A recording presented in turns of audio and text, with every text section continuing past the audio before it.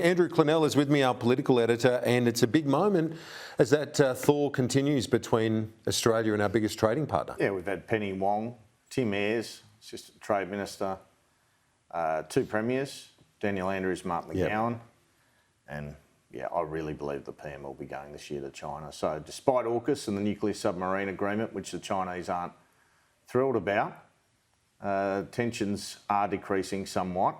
And you'd hope out of this there'd be a trade breakthrough. There's no point inviting him unless there's going to be a trade breakthrough. Exactly. Here in Canberra, the focus tonight on Peter Dutton's budget reply, Andrew. That's right, and Peter Dutton's budget reply speech is a big moment for the opposition leader. I'm told the speech will touch on family-friendly social policies that are values-based.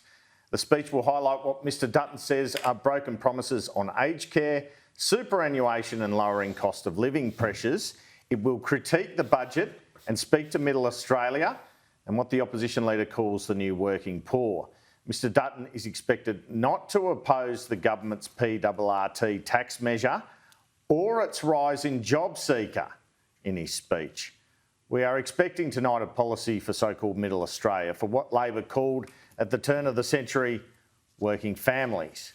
This will stand in contrast to a budget which provided assistance for welfare recipients, but little for a couple who earn $160,000 a year or more to raise a family between them.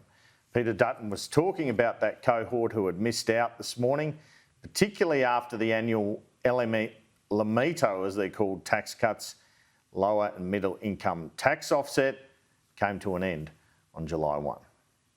Something else that was left out of the Treasurer's speech on Tuesday night was that 10 million Australians will face a tax hike on the 1st of July.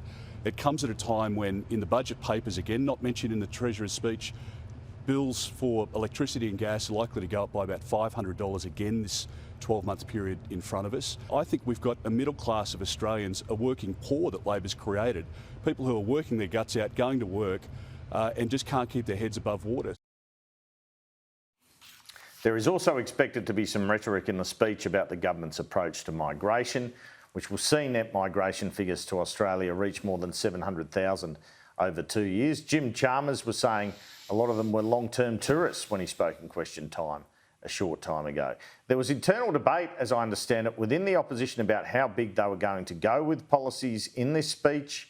Anthony Albanese decided to do his biggest policies in opposition in the budget reply speeches. I'm not sure Peter Dutton is going as big as Albanese did. The budget replies where Anthony Albanese made several big signature announcements: the childcare subsidy, the rewiring the nation policy, aged care policy, Housing Australia Future Fund, even though that legislation looks like it's not going to pass now. That is where he got some momentum.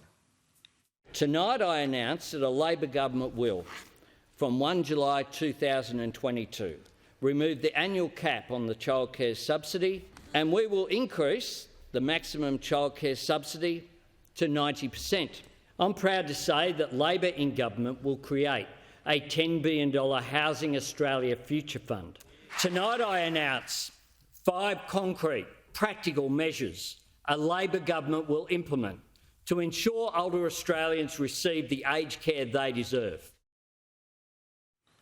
Well, it's been shown then, proven then, Kieran, by the current PM that a budget reply speech can be effectively used to launch a narrative and a pathway to government. That's why it's a big moment for Peter Dutton tonight. It is. Tune in to Sky News tonight at 7:30 p.m. to hear Peter Dutton's budget reply, with the opposition leader will reveal at least one new coalition policy. That's 7:30 tonight on Sky.